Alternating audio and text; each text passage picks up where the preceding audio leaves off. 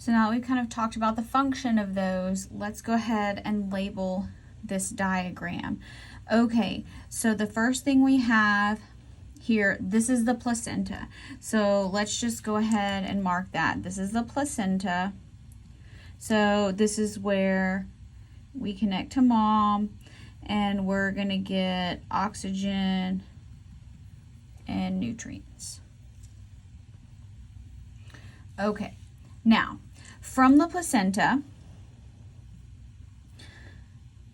we have blood going through this one red, because remember, when it's leaving the placenta, it's now oxygenated. That's going to be the umbilical vein. So let's label it way up here, okay? Even though it goes all the way down. This is going to be the umbilical vein. Next, you have the Ductus Venosus, and that's going to be this portion in here.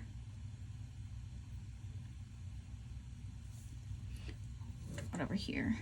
This is going to be the Ductus Venosus, and that's going to bypass the liver. So let's say it bypasses the liver. All right. Then it goes up into the inferior vena cava, into the right atrium. Now, this portion right here that you can't really see very well, where it says number 5, this is going to be the Ductus Arteriosus. And no, it's not. I lied. Got them backwards. This is the Foramen Ovale.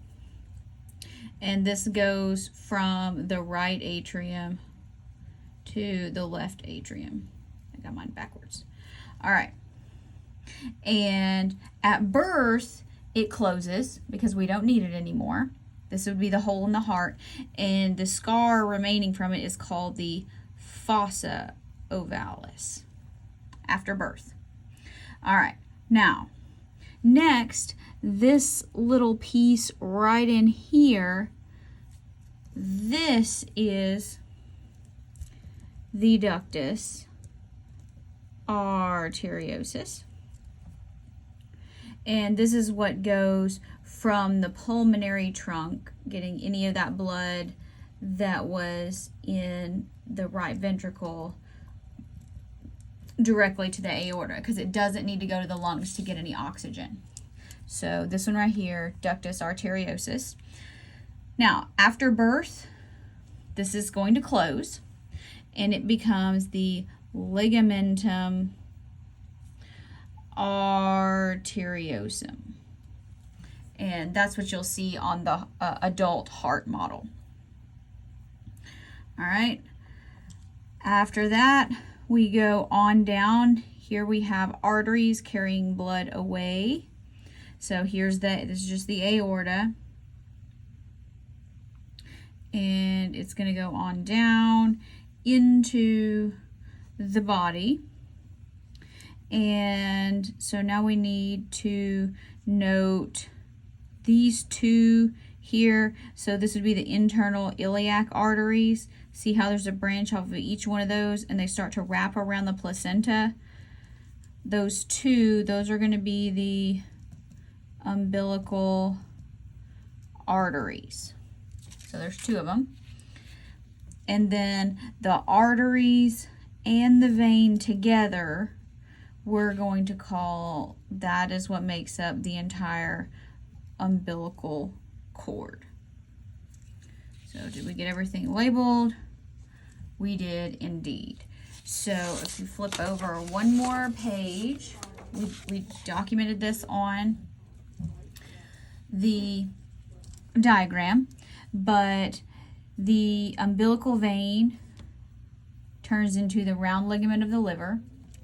The ductus venosus, so that's in the liver, comes the ligamentum venosum, which we won't see on our models. The umbilical arteries become ligaments. Now, these are the ones that will show up. The ductus arteriosus becomes the ligamentum arteriosum. These are on the hard models. We've already talked about them. And the foramen ovale, this actually should happen at the first breath. So it is called, so if it doesn't happen, it's the hole in the heart. And these people have a lot of issues with oxygenation, and there's you can give them NSAIDs actually to the babies to help close that off. So now let's look at the diagram in the book. Okay, so we'll zoom in a little bit more. Okay. All right, so again, here's the placenta. We have blood going from the placenta through the umbilical vein. So that's what it says, umbilical vein. All the way up. Here's the ductus venosus. Bypassing the liver. There's a little bit that goes into the liver, but it's going to come pretty much from the arteries. So into the inferior vena cava, into the right atrium. Now, here's the foramen ovale, this hole in the heart right here that takes blood from the right atrium into the left atrium. And then it can go on.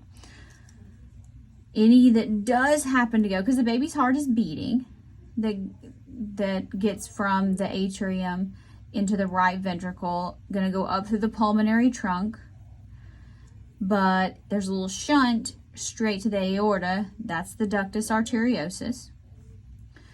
So the blood that goes through the foramen ovale is in the left side of the heart. It goes through normal, the rest of the cardiac cycle, out through the aorta. Here's the aorta on down.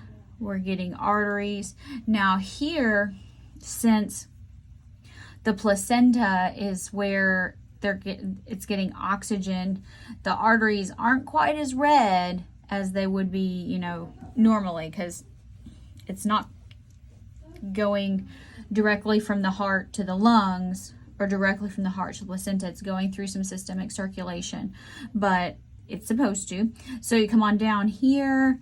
Here's where we separate into the internal iliac arteries, branch off of each one of those. Those two together they wrap around. And so these are going to be your umbilical arteries. And they wrap around there. And then the whole thing together is the umbilical cord.